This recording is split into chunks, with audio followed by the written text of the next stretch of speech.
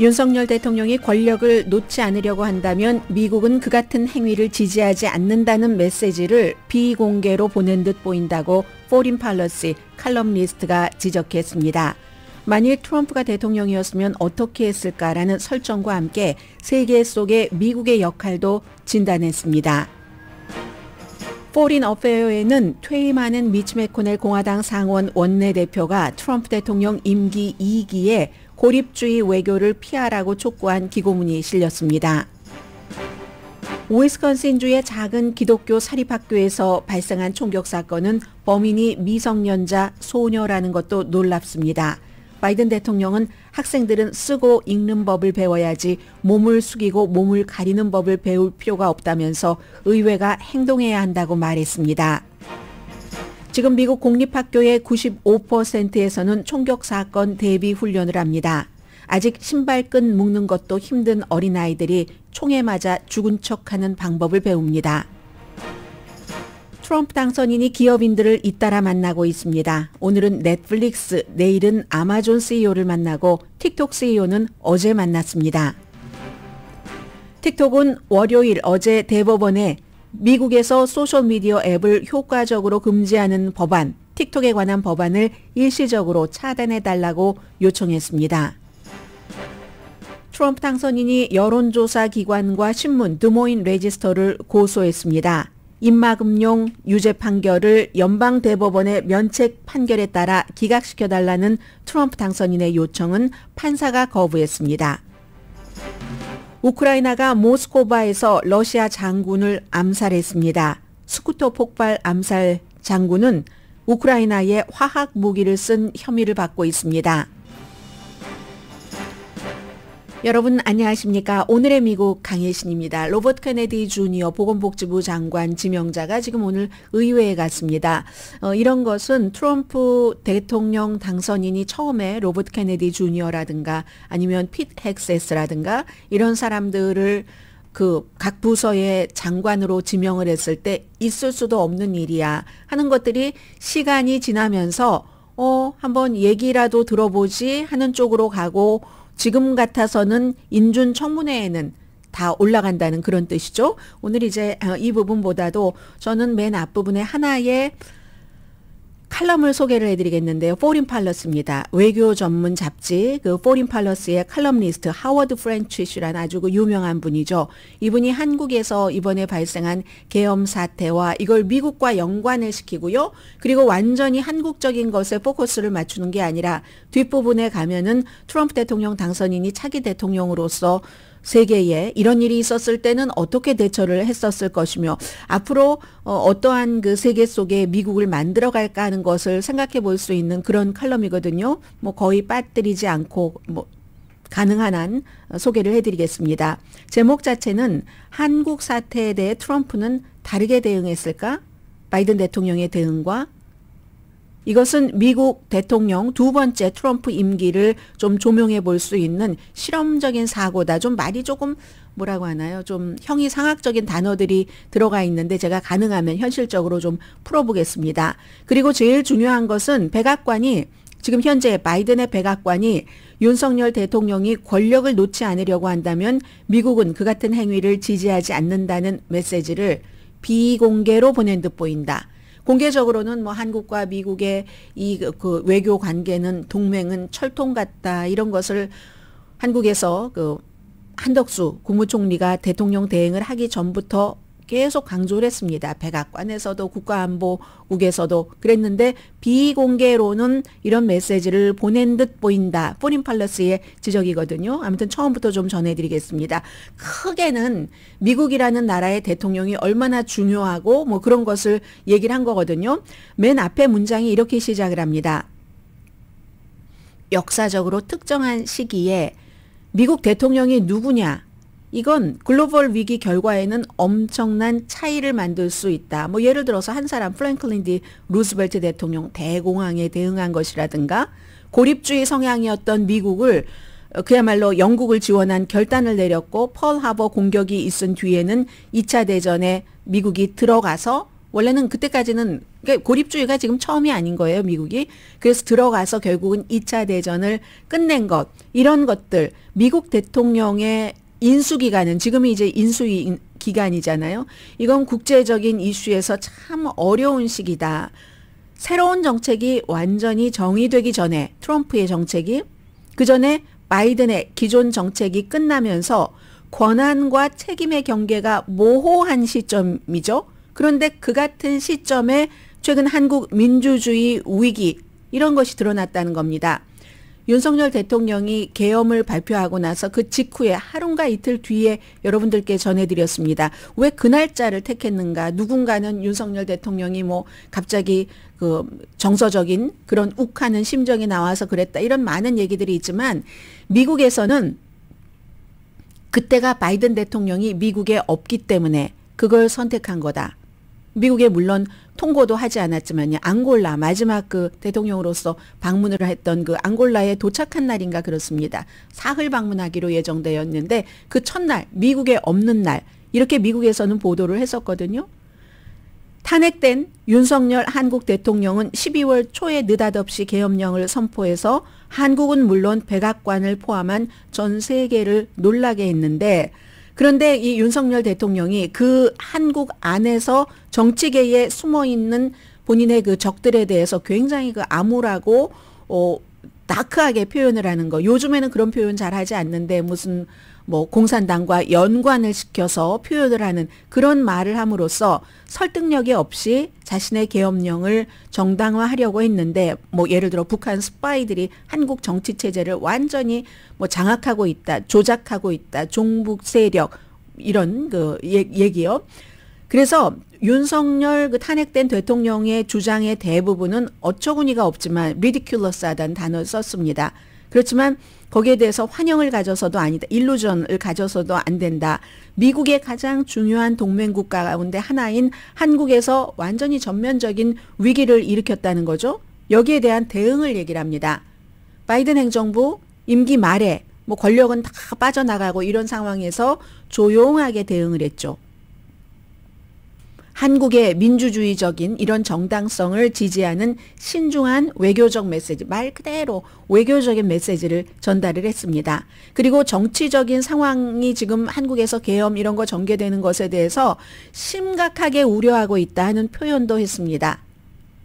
그야말로 민주주의 정상회의를 미국이 아니고는 그 아메리카 대륙이 아니고는 한국에서 유일하게 그 정상회담을 했고, 또 미국으로 초대하고 얼마나 관계가 좋았습니까? 윤석열 대통령과. 그럼에도 불구하고 계엄 이후에는 심각하게 우려하고 있다는 표현도 했고요. 그리고 이 칼럼니스트가 얘기를 합니다. 백악관도 비공개로는 윤석열 대통령이 계엄을 그 선포한 그 이후에요, 집권한다는 것을 고집하면 미국은 지지하지 않는다는 것을 전달한 것으로 보인다. It seems likely 라고 표현을 했습니다. 이 포린 팔러시의 그 칼럼니스트 정도 되면은 근거 없는 얘기를 하지는 않습니다. 역사의 가정이라는 것이 절대로 검증될 수 없는 거죠. 그런데도 그 지금 일어났었던 2주일 전에 일어났었던 그런 역사를 가정을 해보면 몇 가지 핵심 변수가 바뀌었다면 국가의 운명이 어떻게 달라졌을지 이렇게 얘기를 하면서 많은 한국 사람들은 쿠데타 시도로 생각하는 이 계엄이 만약에 몇 주일 뒤에 일어나서 트럼프 당선인이 대통령이 되고 난 뒤에 일어났다면 상황은 어떻게 달라졌을까? 뭐 상상해 보는 것 뭐 소용없는 일이지만 상상은 해보자고 얘기를 합니다. 트럼프는 자신이 오랫동안 내부로부터의 적, 이렇게 부르는 딥 스테이트죠. 여기에 경로했고, 윤석열 대통령이 이 더불어민주당의 국회의원들에 대해서 뭐 종북 세력이다, 범죄 집단이다 한 것처럼요. 윤석열 대통령과 마찬가지로 트럼프도 자주 내가 처벌하겠다, 지금도 그렇게 얘기를 하고 있고 다짐하는 것, 반역자라는, 반역 이런 말 많이 했었죠. 트럼프 대통령 당선인이. 그리고 초헌법적 이런 해결책을 찾으려고 애썼던 것을 지적을 합니다. 그렇다면 그게 바로 1월 6일 의사당 폭동 사건에 대해서 폭도들을 사면하겠다고 하고 격려했고, 조지아주 선거 관리자들에게 나를 위해서 표를 더 찾아내라고 했고 전화를 걸었죠, 2번. 그리고 또 지금은 농담 비슷하게 내가 2번 임기 끝내면은 미국에선 대통령 더 이상 할 수 없는데 뭐 사람들이 대단히 많이 원하고 한다면 뭐 대통령직을 또 할 수도 있을까, 농담 비슷하게 이렇게 반복적으로 얘기를 한다는 이 같은 트럼프 대통령 당선인의 성향을 보면은, 또 빅토르 오르반 헝가리의 총리나 블라디미르 푸틴 러시아 대통령처럼 권위주의적인 독재자들에 대해서 굉장히 좀 웜하게 해하고 심지어는 이제 존경심까지 표하는 확고한 기록이 있다. 이분은 이렇게 얘기를 합니다. 그 레코드가 있는 이런 사람, 또 실제로 시진핑을 외국 국가 원수를 초대하고 하진 않죠, 미국 취임식에. 그런데 시진핑을 싫다 하면서도 또 이례적으로 초대한 것도 시사하는 바가 있는데, 이건 이제 빅토르 오르반을 초대할 것이라는 그런 뭐 추측하는 기사들도 조금 나옵니다. 이런 여러 가지 성향을 보면은, 그리고 또 하나 중요한 것이 미국과 동아시아 민주주의 국가들의 오래된 이런 그 동맹의 가치에 대해서 굉장히 모호한 입장을 취한다던가 양면적이라든가 이것도 기록이 있다고 했습니다. 또 미국이 한국과 일본의 안보를 지키기 위해서 너무 많은 돈을 쓰고 있다. 한국보다 일본에 주한미군이 주한미군이 아니라 주일미군이 더 많이 주둔을 하고 있잖아요, 오키나와. 그렇다면 트럼프였다면 지금 바이든은 조용히 민주주의여야지 된다, 권력 계속 잡으려고 하면은 우리는 미국은 지지하지 않아 하는 것을 개인적으로 편지를 보낸 것 같은데, 사적으로 비공개로 트럼프라면 어떻게 발전을 했을까, 반응을 했을까, 이 계엄에 대해서. 과거 행적을 보면은 윤석열 대통령에게 코스를 바꿔라, 이렇게 압력을 가하지 않았을 가능성이 매우 높아 보인다. 그러면 이 칼럼니스트는 그 뒤에는 얘기하지 않았어요. 바이든은 비공개로 뭔가를 보냈으면서 maybe not 진로를 바꾸도록 압력을 가했을 수도 있다는 얘기잖아요. 이 문제에 대한 확실한 답은 없다고 얘기를 합니다. 가정이니까요. 그렇지만 만약에 일관성이 없더라도 앞으로 이제 트럼프 대통령이 집권을 하면은 미국의 전통이, 미국도 그렇지만 다른 나라의 민주주의라든가 인권 같은 것도 지키는 것이 미국이 해왔었던 일이기 때문에 그렇게 할까? 한국에는 안 그랬을 것 같은데 이제부터 미국으로 넘어오는 겁니다. 아니면 다른 나라에서 그런 미국의 동맹국이라 할지라도 그런 일이 일어날 때 그냥 냉담할까? 무관심할까? 아니면 심지어는 더 나아가서 좀 격려를 해서 오히려 그래 나도 이러이러한 일을 겪었는데 그렇게 해야지 돼? 그런 격려를 하면서 세계에서 무법을 조장을 할 것인가? 라고 의문표를 붙이고 있습니다. 지금 이제 당장 일어날 수 있는 일이, 한국은 이렇게 매듭이 바이든 시대로 지어지는 것 같으니까 이스라엘의 경우는 이웃 국가들과 영토와 끊임없이 지금 어떤 그 공세를 벌이고 있는데, 바이든 대통령은 이스라엘의 행동을 통제하려는 그런 열이라든가 적극적인 노력은 거의 하지 않았다고 이분은 평가를 합니다. 물론 가자 지구에 대해서 인도적인 차원에서 뭐 길을 열어줘라, 약을 보내라 이런 것 했지만 이스라엘의 그 같은 행동을 막으려는 그런 결정적인 역할은 하지 않았다고 얘기를 합니다. 그런데 트럼프는 차기 대통령 시대에 한 단계 더 나가서 이스라엘이 레바논이라든가 시리아 뭐 주변, 지금 시리아가 엉망진창 돼버렸으니까요. 뭐 대통령도 도망쳤잖아요, 블라디미르 푸틴의 품으로. 그런데 그 블라디미르 푸틴은 뭐 만나주지도 않는다고 하고 망명은 받았지만, 그런 식으로 위험해진 시리아와 레바논, 이스라엘이 가자와 전쟁 이후에 많이 공격해서 흔들어지는 이런 국가들을 해체하고, 가자에 대해서도 이스라엘이 영구적이고 효과적으로 통치권을 지배하는 그런 암묵적인, 아니면 조금 더 눈에 보이는 명시적인 지원을 할까? 생각을 해보는 겁니다. 그렇다면 지금 세계에서 어떤 그 영토 주권을 지금 살고 있는 그런 국가에 대한 영토 주권을 존중하는 웨스트팔리안, 베스트팔렌, 그 시스템을 세계에서 민주주의가 다 지키고 있는데 이걸 무시할까? 트럼프 대통령은 대통령으로서? 그럼 중국이 오랫동안 자국 영토라고 주장해온 대만에 대해서는 어떻게 미국은 지금 생각을 할까? 트럼프가 신경을 쓸까? 케어할까? 이렇게 표현을 했습니다. 이것은 아직 모른다. 짐작하기가 조금 어렵다고 봅니다. 그리고 역시 러시아가 지금도 진행 중인 우크라이나의 침공, 여기도 이제 동일하게 중국에 대해서도 의문표를 붙일 수 있는 거죠. 그리고 이제 러시아와 이 중국이라든가 아주 강한 또 다른 불량 국가가 이웃 국가에 힘을 쓰기 시작하면, 러시아도 했는데 미국이 가만 내버려두네. 러시아 이후에 러시아 가만 내버려두는 것 보고 중국도 했네. 그럼 또 다른 국가들도 힘을 쓰기 시작하면 미국은 그때 트럼프는 어떻게 반응을 할까? 이걸 단순히 워싱턴 시리아 사태에 대해서는 그 워싱턴 일 아니야, 이렇게 이제 트럼프 대통령 당선인이 얘기를 했죠. 그렇게 할까? 알 수 없다고 얘기를 합니다. 다른 민주주의 국가가 문제에 빠지면 어떻게 할까? 이게 수십 년 동안 지금 많은 이런 질문이 워싱턴에서 계속 이어졌는데, 이런 질문은 미국이 그다지 중요하게 생각하지 않는 아프리카라든가 다른 나라들에서, 이번에 이제 한국처럼 이렇게 가까운 동맹국은 아니었었죠. 그런 나라에서 제기됐기 때문에 그냥 넘어갈 수 있었는데, 지금 북대서양 전역에서 극우 운동 많이 일어나고 있습니다. 이민자를 배척한다던가 미국과 비슷한 분위기죠.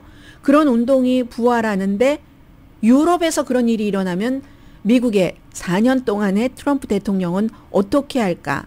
이런 질문이 지금 미국에서 굉장히 미국으로서는 생각을 해봐야지 된다는 겁니다.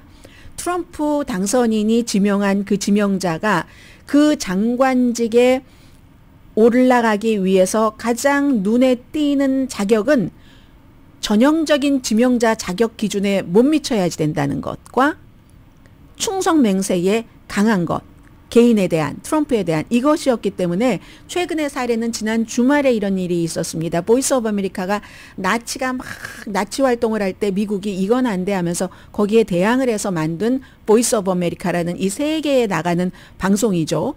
1942년도에 만들어졌습니다. 그러니까 미국 정부가, 국무부가 주로 이제 운영하고 돈을 내고 하는데, 이 미국의 소리의 헤드로서 캐리 레이크라는 애리조나에서 주지사도 되고 싶어 했었고 상원의원도 되고 싶어 했었고, 그 과정에서 트럼프의 굉장히 강력한 지지를 받았지만 떨어지고만, 레이크는 남편보다 트럼프를 더 좋아한다고 얘기를 하고, 트럼프의 정신, 이런 행동을 좋아한다는 얘기겠죠. 그런 사람을 보이스 오브 아메리카의 대표로 놓은 것은 이건 중요하다. 트럼프가 오랫동안 보이스 오브 아메리카를 컨트롤하고 싶어 했습니다. 근데 보이스 오브 아메리카는 미국이 정부가 돈을 지원하긴 하지만 어느 정도의 그 독립성을 보장을 해줬었거든요. 이게 무슨 연방준비제도위원회라든가 이런 독립적인 기구와 마찬가지로.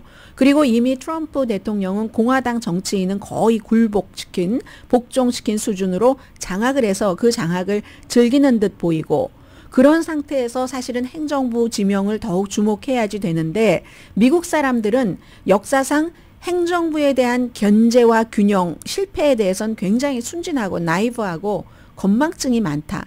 물론 미국 사람들이 끊임없이 해온 체크 앤 밸런스, 견제와 균형은 백악관과 의회의 견제와 균형을 말합니다. 백악관이 민주당이 들어가면 의회는 공화당에 다수당을 주고, 이번에는 다 공화당이 차지하게 됐습니다만, 그런데 행정부의 체크 앤 밸런스는 사람들이 잊고 있다는 얘기잖아요. 과거 행정부의 CIA 국장, 우리가 너무 잘 아는 그런 일들, FBI의 국장, 후보 이름만 들어도 다 생각이 나는 그런 기관을 또 이용하기도 하고, 기관장이 대통령을 조종하기도 하고 해서 사람들을 괴롭히고 시민들을 불법으로 염탐하고, 이게 사찰이지 뭐겠어요? 그리고 일반 사람들은 알지도 못하고 의회의 승인 없이 외국 지도자에 대한 암살 시도 많이 했습니다. 침공 같은 것, 이런 것들도 어떤 경우는 의회를 살짝 피해가기도 하고 했었던 적도 있죠. 트럼프 대통령 당선자가 대통령이 돼서 이런 행동을 할 것이라는 예측은 아니라고 말합니다. 아니지만 과거의 미국 지도자들과는 달리 이 차기 대통령은 공개적으로 나의 정치적인 적이다, 저 사람 적이다 선언하고 벌 주겠다라고 하고, 그리고 이 행정부에서 일할 사람들에게 개인적인 충성심을 요구하기 때문에 미국이 두 번째 트럼프의 임기, 트럼프의 행정부 아래선 일종의 이제 개인 중심이 되겠죠. 당연히 그렇게 인선을 하고 있으니까, 또 공화당 상원이 거부하지 않으니까 새로운 권위주의로 미국이 이제 표류하게 될 가능성이 있다고 얘기를 합니다. 해외에 민주주의, 인권 같은 것을 지원하지 않을 수도 있지만 이번에 그 바이든 행정부가 뒤로서 끝까지 그러면 우린 당신 지원 안 해 하는 걸 이미 보냈다고 하잖아요. 그렇지 않을 수도 있지만 그렇다고 해서 미국이 영향력을 잃을 것도 아니라는 점을 강조를 합니다. 사실 세계에서 가장 강한 미국의 영향력은 더 강해질 수도 있다고 지적을 하는데 그 강해지는 방향이 달갑지 않은 방향으로 커질 수 있다는 얘기입니다. 세계 권위주의자들에게 길을 밝히고 격려하는 방향으로. 빅토르 오르반 같은 헝가리의 독재자 같은 사람들에게. 그래서 이제 이런 칼럼이 포린 팔러시의 칼럼리스트가 이번에 그 포린 팔러시의 서울의 사태에 대해서 트럼프 행정부라면 다르게 대처했을까 하는 것으로 미국의 차기 행정부의 여러 가지를 조금 들여다봤습니다. 라디오 서울 방송 오늘의 미국 듣고 계십니다. 어제 방송이 끝나고 사무실에 앉아서 이것저것 하고 있는데 그때 이제 뉴스가 막 나오더군요. 바로 이 학교가 어제 이제 위스콘신주에서 총격 사건이 발생했던 그 학교가 1978년도에 설립됐네요. Abandoned Life Christian School이라는 곳이요. 그래서 킨더가든부터 12학년까지 그러니까 학습실이 자습실이 그렇게 여러 학년들이 있었던 곳이고 여기서 이제 뭐 아직까지 그 2명은 위독한 상태고 선생님 1분, 학생 1사람 그리고 총격범인 15살의 소녀가 아마 이 학교에 다닌 지 얼마 그다지 오래되지는 않았다 이런 보도들 나오고 있는데요. 그러니까 6명에게 부상 입히고 본인까지 3사람 숨지고 6명 가운데 2사람이 중태입니다. 420명밖에 안 되고요. 킨더가든부터 12학년까지 있는데도 그리고 학생들이 이 건물에 들어갈 때 다 이렇게 금속 탐지기 같은 거 통과하고 들어가는 학교랍니다. 총격범이 그 나탈리 럽나우라는 이제 자신이 스스로 총을 쏜 것에 대한 증거가 있다. 경찰은 지금 그렇게 발표를 하고 있고요. 그리고 사실은 이제 이런 사건이 일어나면은 경찰이 발표하는 것도 그렇고 학교에서도 그렇고 숨진 사람들, 부상당한 사람들뿐만이 아니라 모든 어린이, 그 건물에 있는 모든 사람들은 피해자고 그것도 영원히 피해자다. 동기 파악 지금 하고 있습니다. 총이 9mm 권총이라고 현장에서 발견됐다고 하거든요. 15살짜리가 미성년자인데 미성년자가 총격 사건을 일으킨 것이고 또 본인도 숨졌고 그 총을 살 수가 없었을 테고 누구 총이겠습니까? 아무튼 부모님들도 지금 조사에 전부 협조를 하고 있고요. 총기 규제에 대해서 뜨거운 논쟁만 하면 뭐합니까? 미국이 이게 한두 번 있는 일도 아닌데 교실에 총격 사건이 날 때마다 아이를 학교에 보내는 그 부모님들은 얼마나 섬뜩하시겠어요. 그런 부모님들 뿐만이 아니라 다 섬뜩하겠지만 바이든 대통령이 어제 그 총격 사건에 대해서 너무나 이게 충격적이다. 그리고 비양심적이라고 얘기하는데 비양심적이라는 것은 이제 이렇게 총격 사건이 일어나는데도 아무 일도 하지 않고 아니 총이 무슨 문제야 사람이 문제지라고 얘기하는 그 정치인들이 문제라는 거죠. 비양심적이라는 거죠. 사실 15살이면은 뭐 여러 가지 뭐 가정상의 문제 뭐들이 다 본인이 생각하는 뭐 문제가 있으니까 총격 사건 범인이 되지 않았겠어요. 그렇지만 총을 살 수도 없는 나이에 어쨌든 이런 일들. 그래서 지금 어제 그 바이든 대통령이 얘기하기는 뉴타운에서도 총격 사건이 일어났었고 텍사스의 뭐 유발디 뭐 파클랜드, 플로리다주의 이제 메디슨까지, 위스콘신주의 메디슨까지 그 밖에도 주목받지 못한 수많은 학교의 총격 사건이 있습니다. 처음엔 대학교에서 발생했어요. 그리고 처음에는 이 대량 총격 사건이 학교에서 발생하지 않았습니다. 어떤 공공장소, 쇼핑몰이라든가 영화관이라든가 콜로라도주 오로라에서 그러다가 이건 대학교에 가더니 고등학교로 내려가더니 중학교, 초등학교, 킨더가든 이런 데서 이제 총격 사건이 일어나는 거죠. 우리가 아이들을 총기 폭력이라는 이건 재앙이죠. 여기서 보호하지 못하는 것을 용납할 수 없습니다. 이걸 어떻게 정상적인 것으로 계속 오랫동안 받아들일 수 있단 말입니까? 모든 어린이는 교실에서 안전하다고 느낄 자격이 있습니다. 전국에 있는 미국의 학생들이 학교에 가면은 뭐 쓰는 것, 읽는 것, 생각하는 것, 뭐 사고, 남들과 같이 게롤롱 하는 거 이런 걸 배워야지 어떻게 몸을 숙이고 몸을 가리는 법을 배울 필요가 있습니까? 총격 사건에 피하려고 의회가 행동을 해야지 됩니다. 행동 안 할 겁니다. 지금 공화당이 더 다수당이기 때문에 총기 문제에 대해서는 총기협회에서 A학점을 맞는 사람들은 거의 공화당이고 또 그 총기협회에서 그 정치적인 자금을 엄청나게 많이 받잖아요. 표도 받고 있기 때문에. 그래서 지금까지 안 했는데 이번에 이 사건이 한 번 더 일어났다고 하리라고 생각하진 않습니다. 그래서 이제 위스콘신 주지사는 12월 22일이면 언젠가요? 23일이 월요일이거든요. 다음 주. 그럼 이번 주 일요일까지 뭐 조기 미국 국기와 함께 개항하도록 했는데 당연히 지금 학교 안 가죠. 안 가는데 이거 크리스마스 지나고도 학교를 오픈할 수 있을지는 모르겠어요. 올해 그 총격 사건으로 숨진 미국 사람들이 16,000명이고 그리고 대량 총기 난사 사건이 490건이나 된답니다. 4명 이상의 희생자나 사망자가 있으면 희생자 여기에는 이제 부상당한 사람까지 포함을 했어요. 그리고 오늘 그 악시오스를 보니까 이런 얘기를 전해주고 있습니다.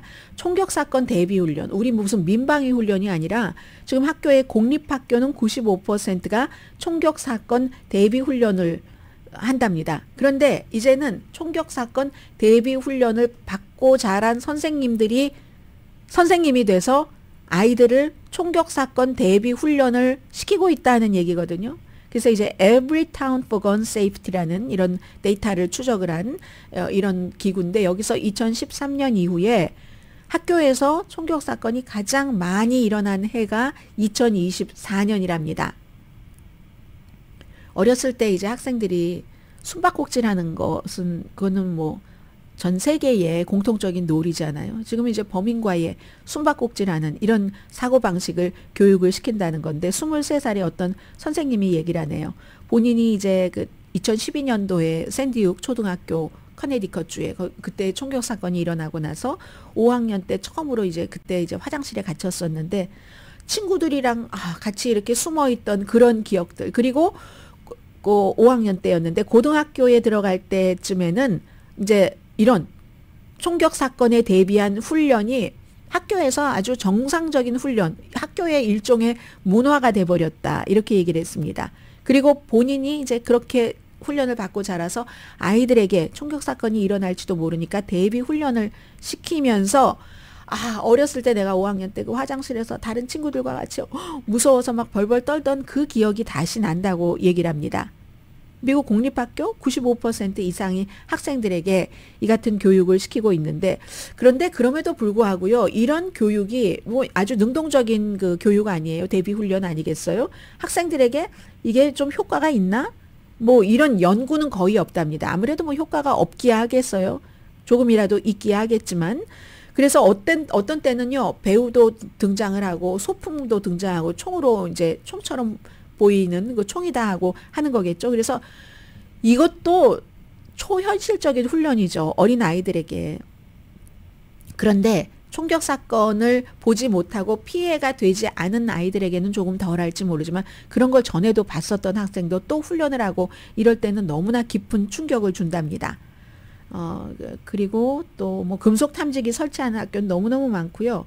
방탄유리 또 엄청 많고 그래서 무슨 뭐 교실과 뭐 또 뭐 복도와 무슨 사이에 또 방탄유리가 있고 뭐가 있고 아주 뭐 구조가 요즘에 복잡한가 보죠. 그런 거. 그래서 밴더빌트 대학교의 4학년이고 자원봉사를 하고 있는 22살의 뭐 바비 슬로안이라는 분이 악시오스와 인터뷰를 했습니다. 2023년도 3월 달에 본인은 선생님이다는 생각할 때 원래 이상적인 직업이었대요. 산산조각이 났답니다. 대학교에서 이제 수업 시간에 이렇게 앉아 있는데 막 사이렌 소리가 나면서 그 밴더빌트 대학교 유명하잖아요. 대학병원에 총격 사건 희생자들이 막 도착을 하는 겁니다. 그런데 그 구급차에 나중에 알고 보니까 9살짜리 어린이 3명을 포함해서 6명이 사망한 그런 그 학교 유명한 총격 사건이 있었잖아요. 이걸 보고 야 내가 뭐 이랬다는 거죠. 올해 2024년 12월 16일 현재 오늘 17일인가요? 네 17일이네요. 학교에서 최소한 205건의 총격 사건이 발생해서 58명이 숨지고 156명이 다쳤답니다. 대단하네요. 2024년도 2025년도 학기에는 사실은 조지아주 에팔라치 하이스쿨에서 14살 학생이 AR 그 스타일의 무기로 4명 살해한 사건이 있었고, 그리고 이번에는 15살, 나이는 1살 많지만 또 소녀예요. 권총을 가지고. 어떻게 이렇게 총을 잘 쐈죠? 지금 어쨌든 발견된 총은 9mm 권총이라고 하니까는요. 자, 그리고 이제 훈련을 할 때 학생들 7살, 8살쯤 된 학생들이 이런 질문을 한답니다. 우리가 싸워도 돼요? 총격범하고? 아니면 우리 갖고 있는 아이패드를 그 총격범에게 던져도 되나요? 총격범이 교실에 들어오면 어떻게 해야지 되는지, 그럼 이제 거기에 대해서 답변을 하고 알려주겠죠? 우리는 언제 죽은 척 해야지 되나요? 그 연습은 언제 하나요? 이런 학생들이 물어본답니다. 그러니까 어떤 전문가가 얘기하기를, 그 아이들이 아직 어린 아이들이요, 손이 아주 단단하지 않으니까 신발끈도 제대로 묶지 못합니다. 그런데 총격범에게 죽은 척하는 그런 방법을 배우고 싶어하고 배우고 그런 방법은 알고 있습니다. 지금 미국의 현실이 이렇다는 것 전해드립니다. 잠시 뒤에 뵙겠습니다. 라디오 서울 방송 오늘의 미국 듣고 계십니다. 세월이 참 빠르네요. 그 데이비드 하악이라고, 이름은 기억하지 못하시겠지만 그 플로리다주의 파클랜드 하이스쿨에서 총격 사건이 일어났었을 때 생존한 생존자, 그때는 학생이었는데 지금 청년이 돼서요, 민주당의 전국위원회의 부의장으로 이제 그 출마를 한다 하는 내용이 나오고 있습니다. 청년이 됐어요. 청년. 아, 참. 트럼프 당선인은 기업인들을 잇따라 만나고 있습니다. 오늘 넷플릭스 CEO, 내일은 아마존 잭 베조스죠. 만나고 틱톡 CEO 어제 만났습니다. 쇼지추 만났는데, 중국 모 회사 바이트댄스가 미국 회사에 그 회사 자체를 팔지 않으면 미국 안보에 위협이 된다 해서 공화당과 민주당 양당에서 초당적으로 법안을 만들어서 통과시켜서 법이 됐습니다. 바이든 대통령이 4월 달에 서명을 했습니다. 그래서 1월 19일까지 팔지 않으면 이 앱, 틱톡 앱이 미국에서 뭐 구글이라든가 이런 데서 다 사라지게 되거든요. 애플 이런 스토어라든가 이런 스토어에서 사라지게 되는데, 그 사이에 어제 이제 그 쇼지추가 트럼프 대통령 당선인을 만난 겁니다. 이 틱톡은 만나면서 어제 또 연방 대법원에 1월 19일까지 팔지 않으면 이걸 앱을 다 없애야지 되니까, 그러니까 이걸 좀 중지해 달라고 그런 이제 중지 요청을 내렸거든요. 틱톡은 수정헌법 1조의 권리, 표현의 자유 권리고 미국 사람들이 1억 7천만 명 이상이 사용을 하고 있는데 이걸 어떻게 없앨 수가 있습니까? 그리고 실제로 그 틱톡 이 회사가 어떤 편집 재량권 같은 것은 뭐 미국 회사가 관리를 하도록 한다던가 이렇게 하기 때문에 절대로 중국 정부에 이 같은 미국 사람들의 많은 정보가 들어가지 않습니다. 이렇게 주장을 하는 거고, 그러나 미국의 법을 통과시킬 때에 민주당, 공화당 정치인들은 중국은 무엇이든지 원하는 대로 다 할 수 있다. 그리고 실제로 틱톡을 통해서 미국에서 굉장히 영향력 있는 저널리스트에 관련된 것들이 뭐가 해킹이 됐다던가 이런 일들이 있었잖아요. 그런데 이제 그 사이에 이렇게 틱톡의 CEO가 트럼프 대통령 당선인을 만났다는 거고, 트럼프 대통령 당선인은 선거 기간 내내 이거 처음에는 틱톡 이거 안 돼 하다가 나중에는 이거 또 마크 저커버그 그 메타 미우니까, 페이스북 미우니까 이거 없애봤자 페이스북 좋은 일만 시켜 하다가 지금은 이제 페이스북에 마크 저커버그도 만나고 하는데, 어쨌든 틱톡은 트럼프 대통령으로서는 어제 기자회견에서도 얘기를 했지만 틱톡에 대해서 굉장히 웜한 그런 마음을 갖고 있다. 이렇게 마음이 바뀐 것은 본인을 선거 캠페인에서 돈으로 지지한 사람들이 또 틱톡의 투자가이기도 하고 그런 점도 있습니다. 그리고 트럼프 대통령이 또 다른 말은 미국 사람들이 많이 이용을 하고 있고 등등 이런 등등이요. 해서 어떻게 될지 틱톡을 구하겠다고 약속은 했습니다. 그런데 방법이 구체적으로 나와 있진 않거든요. 그래서 어떻게 될지 모르겠지만 지금은 맨 앞에 그 포린 팔러스가 얘기를 한 것처럼 권력이 미국은 뭐 한국과는 다른 형태의 약간 권력 공백이라기보다 모호한 상태죠. 모호한 상태고 1월 19일까지는 바이든이 대통령이고 트럼프는 1월 20일부터 대통령인데 대통령의 재량으로 이걸 어디까지 할 수 있을지 그걸 이제 알 수 없는 거예요. 검토를 해볼 것이라고는 얘기를 했는데 해서 틱톡은 트럼프 대통령이 당선됨으로써 지금 엄청나게 희망을 갖고 있는 회사고요.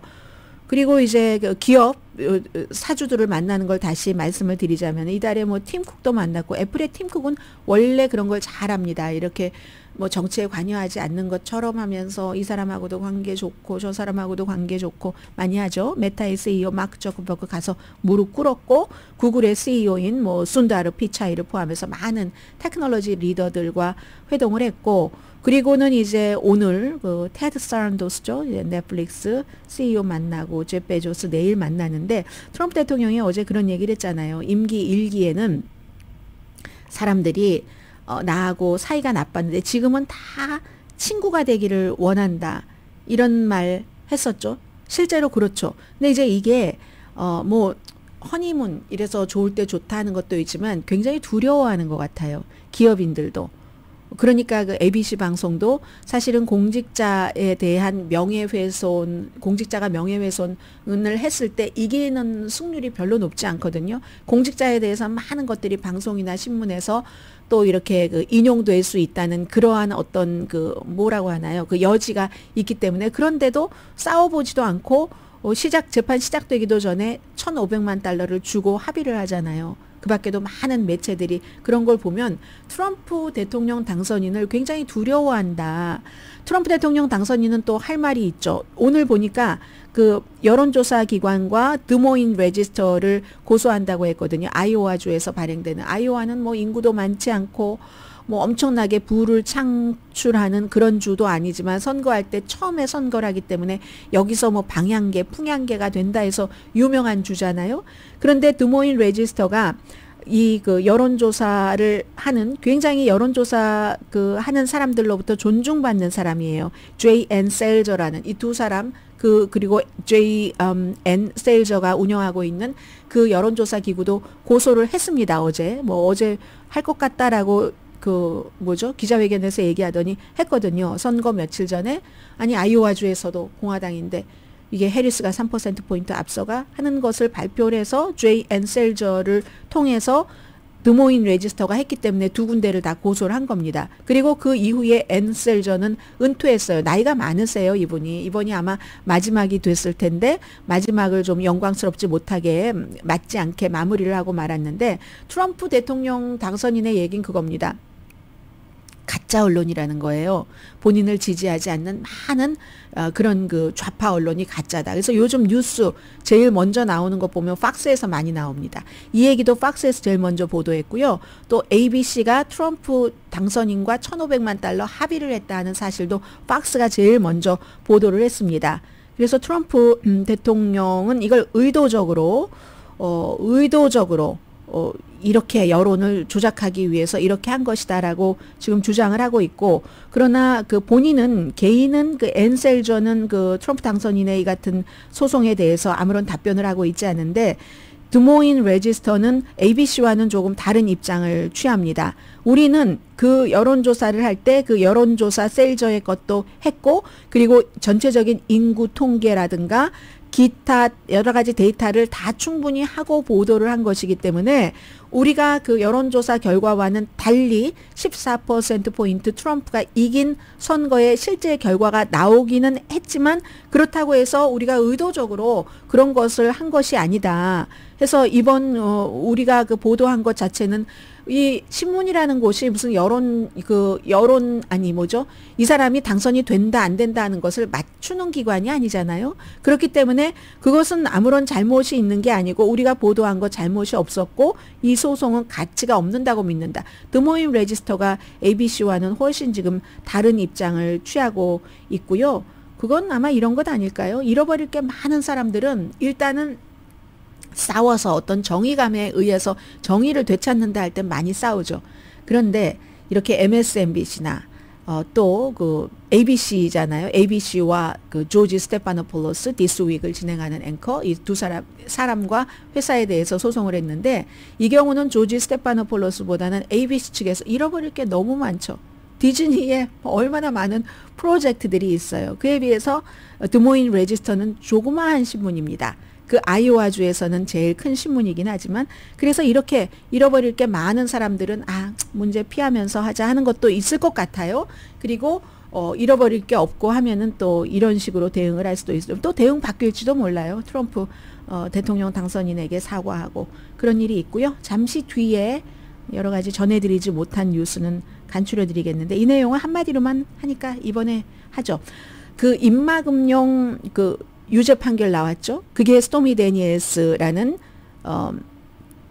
포르노 배우와 자고 입막음용으로 돈 주고 그런데 그게 사기 혐의였고 여러 가지 선거법 위반이고 해서 34개 형사법 위반 혐의로 유죄 판결을 받았습니다. 이것을 트럼프 측에서 다 없애버리려고 연방대법원에서 대통령 면책 특권이 있다고 하니까 이것도 다 없애야지 된다 했는데 이건 판사가 후앙몰천 판사가 이게 무슨 연방 대통령과 무슨 관련이 있는 거지? 이건 개인적인 일이기 때문에 기각할 수 없어 했습니다. 그럼 이 사건이요. 사실은 유일하게 트럼프 당선인이 모든 것을 다 헤쳐나갔어요.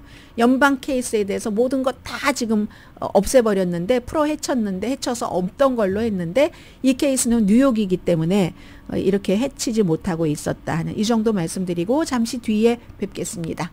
라디오 서울 방송 오늘의 미국 듣고 계십니다. 이제 2027년까지만 임기를 하면은 미치 매코넬이라는 오랫동안 공화당의 상원에서 막 모든 권력도 쥐고 또 많은 그 안건을 이뤄낸 이 사람이 은퇴를 하게 됩니다. 지금 82세인데요. 2027년이면 몇 살인가요? 그리고 뭐 중간중간 좀 건강에 문제도 있었고 했고 이 미치 매코넬이라는 사람의 가장 큰 역할이다. 그 정치 후반기에 하면은 트럼프 대통령 당선인과 맞는 게 별로 없어요. 맞는 게 별로 없는데 단 한 가지 연방 대법원을 굉장히 보수적인 판사로 채웠다. 이게 이제 상원의 인준 과정이 있고 그가 상원의 공화당의 그야말로 최고의 헤드였으니까 그런 평가를 받을 수 있을 것 같은데 이제 물러나면서 트럼프보다 먼저 물러나는 거죠. 트럼프 대통령이 돼서 일하고 나면 2029년이 되나요? 2027년도에 은퇴를 하게 되는데 임기 2기에 고립주의를 피해라라고 촉구를 합니다. 이 말을 듣지 않을 것 알지만 본인은 이제 해보는 거예요. 이제 여러 사람들이 하는 얘기를 들으면 앞으로 4년 동안 미국이 어떻게 갈 수 있을까 하는 것은 짐작이 됩니다. 그래서 이분이 포린 어페어에 기고문을 썼는데 5,000자나 됩니다. 굉장히 길어요. 그리고 뭐 모든 일반인이 그 5,000자를 다 자세히 읽을 필요도 없을 것 같고 저도 오늘 무거운 뉴스를 너무 많이 전해드려서 그냥 헤드라인 정도만 말씀을 드리겠습니다. 마가는 그 트럼프의 지금 마가당이라고 하잖아요. 공화당을 중국을 가장 큰 위협으로 보고 그리고 우크라이나 전쟁을 외면을 하는데 그런 마가에 경고를 한다는 겁니다. 특히 이제 트럼프 대통령에 이어서 차기 대통령 공화당 후보로는 뭐 거의 확정적인 지금으로서는 JD 벤스 부통령 후보가 우크라이나 전쟁을 하거나 말거나 러시아의 침략을 받거나 말거나 뭐 신경 안 써 나는 이렇게 얘기를 했잖아요. 그거 굉장히 위험하다. 앞서 어디선가 말씀드린 제가 오늘 방송에서 그렇게 될 경우 중국, 북한, 러시아 같은 국가도 미국에서 깡패 국가라고 부르는 국가들이잖아요. 그런 국가들도 힘이 있으면 머슬이 있으면 근육이 있으면 그 근육이라는 힘과 무력으로 옆에 나라를 그렇게 할 수 있는 것들이 굉장히 강해진다. 그리고 나토에 대한 그 지원도 많이 해야지 된다고 얘기를 했고요. 2027년까지는 본인이 뭔가를 하겠죠. 뭐 소위원회의 위원장을 맡을 테니까 이제 더 이상은 상원의 원내대표는 안 한다고 하고 원내대표가 새로 선출이 됐죠. 아유 뉴스가 하도 많으니까 이렇게 혼돈이 되네요. 원내대표는 새로 선출을 됐고 해서 지금 공화당을 빅토르 오르반 같은 그런 독재자를 지지하는 공화당이 돼버렸는데 더군다나 더 위험해 보이는 것은 빅토르 오르반이요. 이 사람이 언론을 장악하는 사람이잖아요. 언론 장악을 통해서 뭐 친구를 거기다가 둔다던가 아니면 후자 그 언론인을 본인의 편으로 한다던가 해서 모든 것을 좌지우지하는 사람인데, 이 빅토르 오르반이 러시아, 중국, 이란에 대해서 어떤 때 이렇게 보면 자기 희생적일 정도다 할 정도로 복종한다는 것이 너무나 위험하다. 미국의 고립주의라는 것이 그런 방향으로 세계를 이끌 수도 있다 하고 미치 매코넬이 고립주의 안 된다라는 그런 기고문을 Foreign Affairs에 실었습니다. 오늘의 미국은 전문가가 추천하는 이민법, 가정법 전문 재인정 종합법률사무소, 총 20억 달러 승소, 교통사고와 상해 전문 브라이언 타필라와 CG 변호사 그룹, 집용자 홈에퀴리 라인 오브 크레딧, 급한 하드머니도 정말 쉽게 잘하는 용자나라, 한국식약처 기능성 인증 유한 건강식품과 피부과학 셀리온 화장품을 50%까지 연말 특별 세일 중인 셀리온, 세계 최초 AT와 인공지능의 마사지 체어 디오스를 사이프러스 카후나 본사에서 체험하세요. 사이프러스 카후나 마사지 체어 공동 후원이었습니다. 10시에 브라보 마이 라이프 방송됩니다. 모스크바 폭발 사고로 이고르 킬릴로프라는 중장이 암살됐는데 육군의 화학무기 사령관이랍니다. 우크라이나에서 그동안 한 4,800회 이상 화학무기를 사용했다고 영국과 미국이 증거를 갖고 있고, 영국은 이 사람에 대해서 어떤 제재를 했거든요. 그러니까 우크라이나가 우리 정보국이 했다면서 우리는 합법적인 표적이다라고 얘기를 하거든요. 전쟁은 이런 겁니다. 강희신이었습니다.